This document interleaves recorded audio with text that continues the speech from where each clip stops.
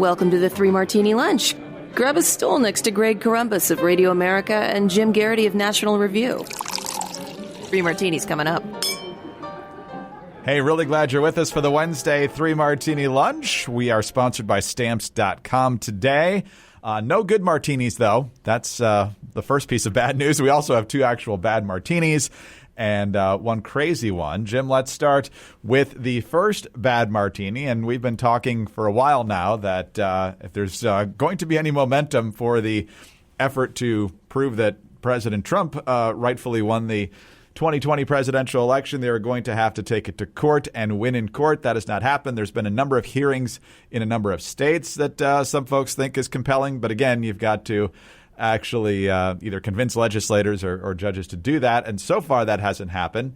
And then this happened yesterday. AP. Attorney General William Barr declared Tuesday the U.S. Justice Department has uncovered no evidence of widespread voter fraud that could change the outcome of the 2020 election. Barr told the AP that U.S. attorneys and FBI agents have been working to follow up specific complaints and information they've received, but, quote, to date, we have not seen fraud on a scale that could have affected a different outcome in the election. And so, Jim, the Trump campaign issued a statement saying that they did not agree with that conclusion and that they're going to press forward with their efforts.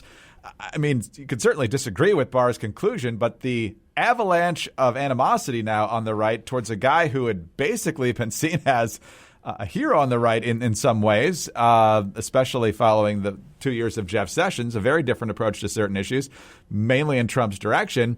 What do you make of Barr's conclusions, it would appear at this point, and the reaction to Barr's statement? Well, keep in mind, way back on November 9th, Attorney General Barr specifically said to federal prosecutors, you are authorized to pursue substantial allegations of voting irregularities if they exist before the election is certified in each state. So he went into this open-minded. He was not reflexively saying there's no evidence of fraud, there's nothing wrong, everything's fine. He said, okay, if you hear about this, investigate it.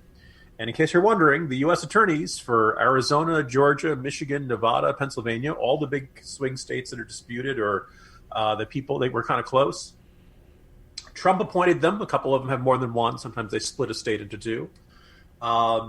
There's no rational reason to believe that any of these people would see serious, substantial, credible evidence of voter fraud and then say, nah, I'm not going to look at it. Or, nah, it's okay. I'm not going to worry about it. Or, well, I'd better help cover this up. I'm part of the conspiracy against Trump or anything like that.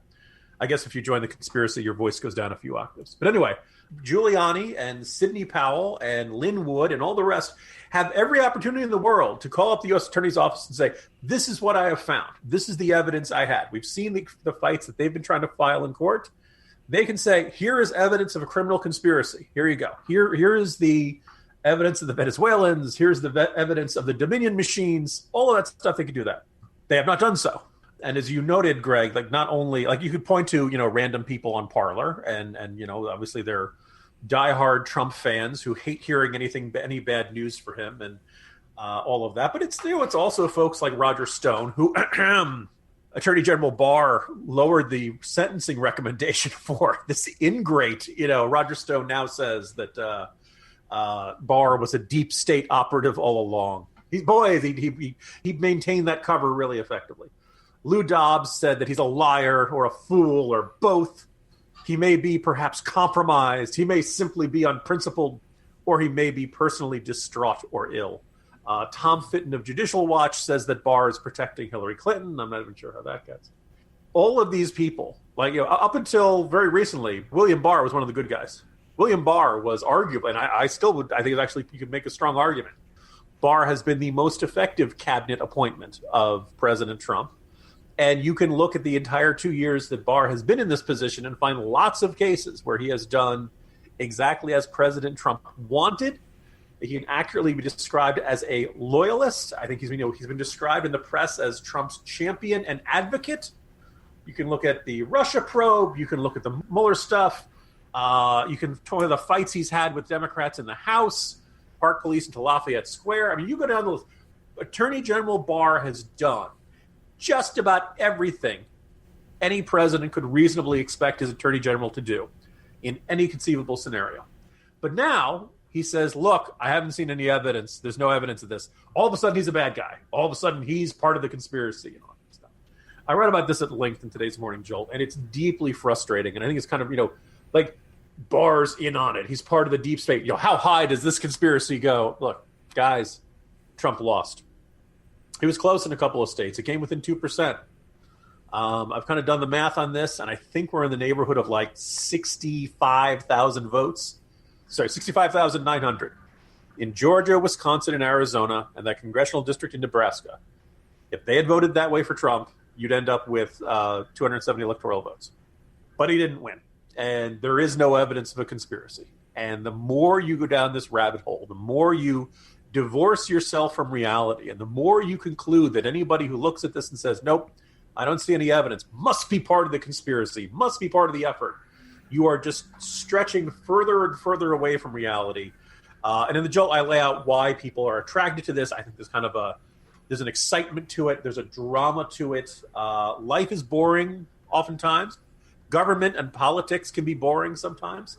But fighting a conspiracy, that's always exciting. In that case, you're always Fox Mulder. You're always Neo, who can see the code of the Matrix. You have the They Live sunglasses that show you the truth. Greg, stop me before I pop culture reference again. But anyway, that's where we are, and it's deeply frustrating. You're seeing people decide to buy into this fantastical conspiracy theory because they don't want to address the possibility that, Trump lost the election. Before we move on, though, Jim, there may be a number of listeners out there who are saying, look, there's a case that the president's team is making here. Let's hear more about what you think about that. So Jenna Ellis, who is one of the president's attorneys, tweeted out yesterday, if you still think there's no evidence, you haven't been paying attention to these state hearings. They were in Arizona and Michigan, and I think there's one in Pennsylvania. Obviously, as we said, they haven't taken anything to court yet. Have you heard anything in those state hearings that would convince you that there's some there? Well, first of all, Greg, they're not official state hearings. They're not being held in the state legislature. There's no participation of any state legislative Democrats. They are basically high-profile press conferences. If it's an official hearing of the state, you get sworn in, you do all the kind of stuff. And oh, by the way, other people in government, like the Democrats, are allowed to participate in this. They are allowed to be questioned skeptically, right? You basically have to prove your argument under oath, even in congressional hearings. That's why they swear you in. That's why lying to Congress is technically a crime, although there's a question of how much it gets enforced and such. No, what they have is a giant pile of affidavits from people who are either not credible, not sane, or in some cases the affidavits and such that have been filed. You probably heard the argument about the references to Edison County. There is no Edison County. The Sidney Powell lawsuit about Wisconsin demanded all of the videotapes of all of the vote counting that occurred at the center in Detroit. Listeners who are paying attention probably noticed the little flaw in that, and that Detroit is not in the state of Wisconsin. It appears she may have simply cut and pasted her filing for Michigan and just redone it in Wisconsin. These legal efforts are sloppy, they are slipshod, and they basically come across as a bunch of people who came to their conclusion that there was a conspiracy and who are now desperately looking around to find evidence to support the conclusion. And it's supposed to work the other way around. You're supposed to follow the evidence to the conclusion. So, no, Greg, I'm pretty much unconvinced. And no, these hearings that are done in the Hyatts and in hotel ballrooms are not state like the fact that it's not occurring in the state legislative building would be your first clue that these are not official government acts. All right.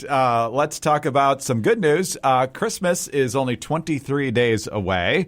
And I'm guessing slightly fewer people will be traveling this year to visit family members and therefore bringing their presents in person. So you're going to need to send them. Mail, UPS, that can be a hassle. Go into the post office, but you don't have to do it. Stamps.com brings the post office and now UPS shipping right to your computer. You can mail and ship anything from the convenience of your home or office. With Stamps.com, anything you can do at the post office, you can do with just a few clicks.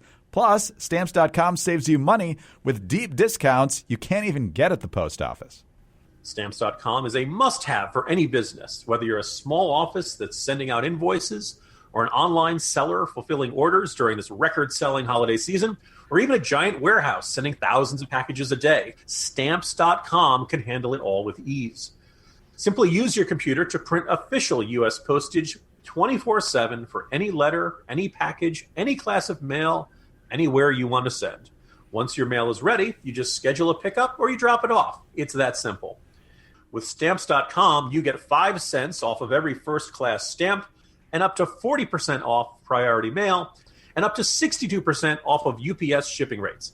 Not to mention, it's a fraction of the cost of those expensive postage meters. It is no wonder that more than 900,000 small businesses already use Stamps.com. So don't spend a minute of your holiday season at the post office. Sign up for Stamps.com instead. There's no risk, and with our promo code 3Martini, you get a special offer that includes a 4-week trial, plus free postage and a digital scale. There are no long-term commitments or contracts. Just go to Stamps.com, click on the microphone at the top of the homepage, and type in 3Martini, all one word, spell it out, 3Martini. That's Stamps.com, enter 3Martini. Stamps.com. Never go to the post office again.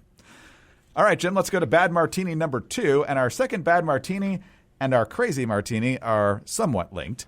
Jim, you'll be shocked to know that the Minneapolis City Council, with all their talk about defunding police, are now seeing a rise in crime rate. This is from the Star Tribune.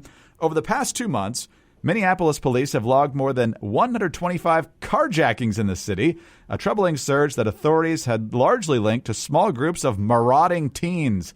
But an increasing number of adults have been arrested in recent weeks for the same crime. Within a 1-hour period Saturday morning, police reported 3 separate carjackings in southeast Minneapolis, including one where an elderly woman was struck on the head. Such attacks are up 537% this month when compared with last November. Quote, "The numbers are staggering," said police spokesman John Elder. "It defies all civility and any shred of common human decency." 537%, Jim. It may defy civility and human decency, but it doesn't defy logic. When you don't want police anymore, guess what happens? Exactly, Greg. Look, instead of defunding the police, let's try having police. Let's see how that works. Let's see if that improves. I exaggerate slightly, but clearly the Minneapolis Police Department is not even close to getting a handle on this. And as that article goes on to continue, up until September, the Minneapolis Police Department didn't track this type of crime because they were so infrequent. Technically, when they had it to file under the category of robberies and auto theft. Now, come on. How do you live in this city and see statistics like this and not, I don't want to say freak out, but basically look at this and say, wow, okay, we even by this, I wonder if it's almost like, when they talk about when you have an amnesty, people start coming across the border because they want to make sure they get to participate in the amnesty. I wonder if the degree to which Minneapolis discussed defunding the police, and by the way, remember, they haven't done it. City Council announced they were going to do it, and then they looked at, wow, it's actually going to have to require. And then they saw the amount of work they're going to have to do. And, they've been backtracking. They've been kicking the can down the road. Minneapolis still has a police department. It was the mayor who got heckled, who went to some rally and then said, no, we can't actually do that. And, the crowd turned on him instantly. Look, if you are a carjacker, if you are a professional car thief or an amateur car thief or an aspiring car thief, I figure you look at it and say, wow, Minneapolis, man, this is like the Silicon Valley in the mid-90s. This is where it's at if you want to go out and get into car thieving. This is, the land of opportunity if you want to assault people, if you want to take their cars, if you want to steal from them. Lo and behold, simply by discussing the possibility of defunding the police, the Minneapolis City Council and the far-left activists and all that stuff basically turned on, I would say, the bat signal, the car theft signal, right? They have turned, you can say red flag in front of a bull, whichever metaphor you like. They basically said to the criminals of the world, come to Minneapolis. It's your playground. The cops can't keep up with you. There's simply too many people, and the locals don't even want the cops to enforce the law at all. That's an exaggeration, but nonetheless, perception can become reality. And certainly, lots of people, teenagers and adults, believe that they can steal cars with impunity. And so far, it looks like they're getting away with it. Minneapolis, you have gone terribly down the wrong road. And even though you have not actually you actually managed to defund the police, you have created the perception that your police are not there. And you are suffering extraordinary levels of crime. Way you do this, you get back to enforcing the law. You talk about how you support the police. You put people in jail. That's what works. Sorry, folks. It's really unfortunate what happened with George Floyd. It's really, every incident of police corruption, brutality, and mistreatment should be investigated and prosecuted. But abolish the police may be, the single most damaging phrase of the entire year of 2020. We've had a lot of damage from a lot of sources this year. No, absolutely right. And I know Seattle police officers are leaving in droves. I had seen reports earlier this year that the same was true in Minneapolis. I don't see anything here that shows in specific numbers the size of the force or the change in the size of the force over the past several months. Yeah, Greg, the police official whose job was to keep track of the number of police officials, I think he quit. It could happen.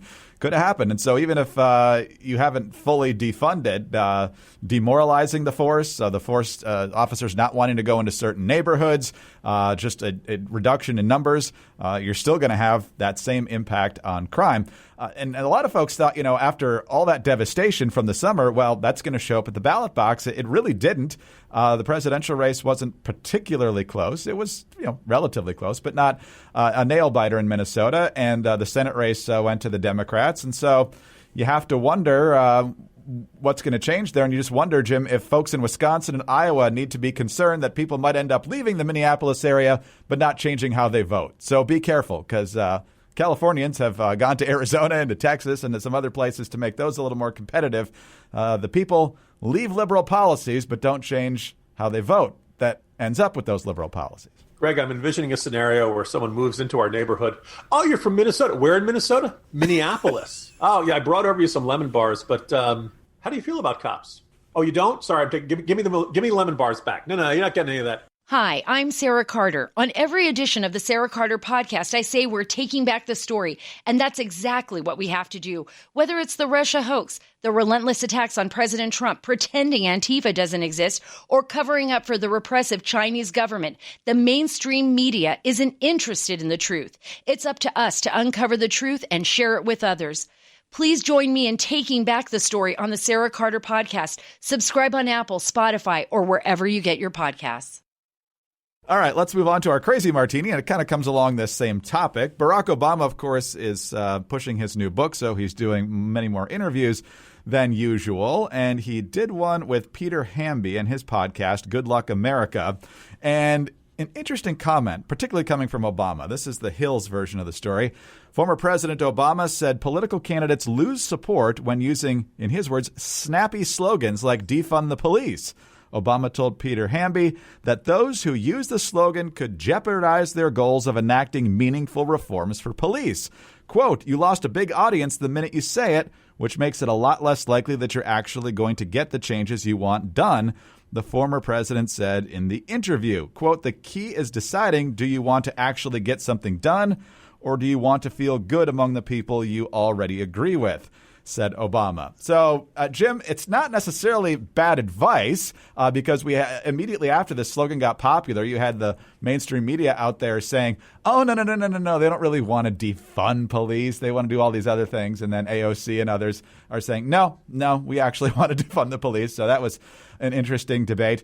But, Jim, of all people, Barack Obama, yes, we can. If you like your plan, you can keep your plan, is the guy saying snappy slogans just don't work, guys. No, I got to give Obama credit that really, if you want to win and be effective in politics, you need slogans that are specific, that are clear, that are connected to a serious policy proposal. Greg, like hope and change. Right? Yes, we can. Si se puede. Come on. Now, I do think this is somewhat interesting to see in the context of the reevaluation of Obama's legacy by progressives, and that after you saw a little bit of this after Trump was elected. Look, most Democrats loved Barack Obama. For about 8 years, it was blasphemy to suggest that Barack Obama was not the very best president that he could have been and that America could have possibly had. And now if you look at the Obama's got his memoir, his third, A Promised Land, out there. You're starting to notice that there is now this disconnect between Barack Obama and the progressive activists in the party, particularly the younger and woker, who are now not quite so shy about admitting the idea that in their eyes, Barack Obama was, if not a failure, then a disappointment, that he did not accomplish what they wanted. And there's this big glaring piece of evidence that if Obama really was this phenomenally successful president, why did the country elect Donald Trump? A country that feels like things are going great, a country that feels like the status quo is good, that they're being well served by their government, that they're prosperous and safe, and the future looks bright. doesn't elect Donald Trump. They stick with the Hillary Clinton type. The election of Donald Trump was a signal of, hey, things are not right in this country. We want to change. We will nominate this guy who's like a giant walking wrecking ball. We'll roll the dice on him. We know he's got a whole bunch of flaws. That's how much we can't stand the status quo. Obama, I'm slowly working my way backwards through Obama's autobiography. And it's kind of interesting to see his grappling with this, his sense of this. And I know it's going to shock you, Greg. So far, the conclusion I'm taking away from it is that Obama thinks he was right and everyone else was wrong. You may want to sit down for that. That's kind of a shocking conclusion there. But it's interesting to see this alienation between, because like the woke young progressives don't think so well of Barack Obama. And Barack Obama does not think so well of these young woke progressives. And in this case, he's got something of a point in that several times over the last couple of years, we have seen the hard left. And you could use Bernie Sanders as an example of this. You could use AOC. There are a bunch of figures who are the left branch or the left wing of the Democratic Party. And they'll say something not just like abolish the police or defund the police. They'll say something like, remember, abolish ICE, Immigration and Customs Enforcement. They wanted to do away with it completely.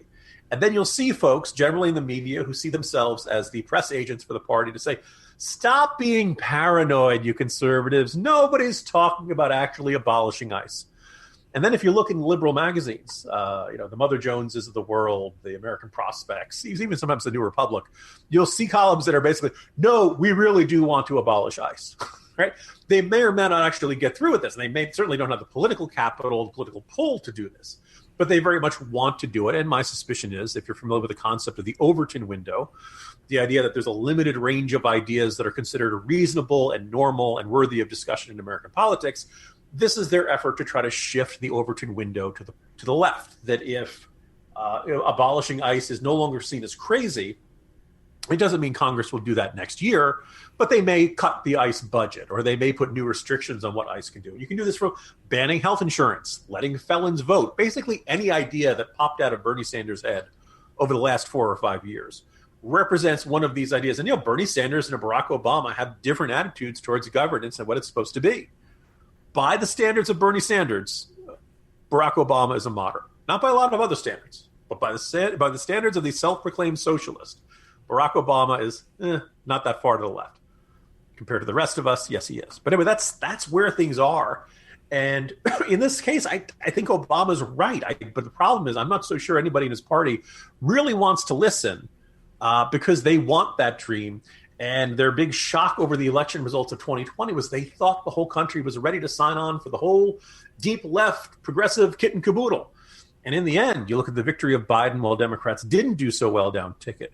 The message from the electorate was, no, we're just really sick of Trump and we want to get rid of him, but we don't want a socialist revolution to go along with all this. No, and it reminds me of the early debates in the 2020 cycle where, remember, just about everybody on stage was attacking Joe Biden because the Obama administration, in their eyes, or at least their public statements, didn't go far enough on issue after issue after issue. And ultimately, most of those people fell by the wayside, but they ultimately rallied behind Biden because Sanders himself, as the specific alternative, scared them more. And so they're always going to keep pushing left. Anyway, it's catchy slogans. Barack Obama now anti-catchy slogans. So amazing. I just wish at some point AOC or any representative of this could quote the old 80s anti-drug commercial. I learned it from watching you.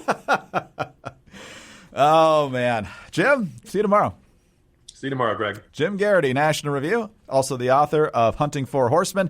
I'm Greg Corombos of Radio America. Thank you for being with us. Don't forget about Stamps.com and their great deal, especially helpful this holiday season, but at any time of the year. Please subscribe to the 3 Martini Lunch. We're always very grateful for your 5-star ratings and your kind reviews. Also, remember, you can get us on those home devices. You just have to say, play 3 Martini Lunch podcast. Have a great day, and please join us on Thursday for the next 3 Martini Lunch.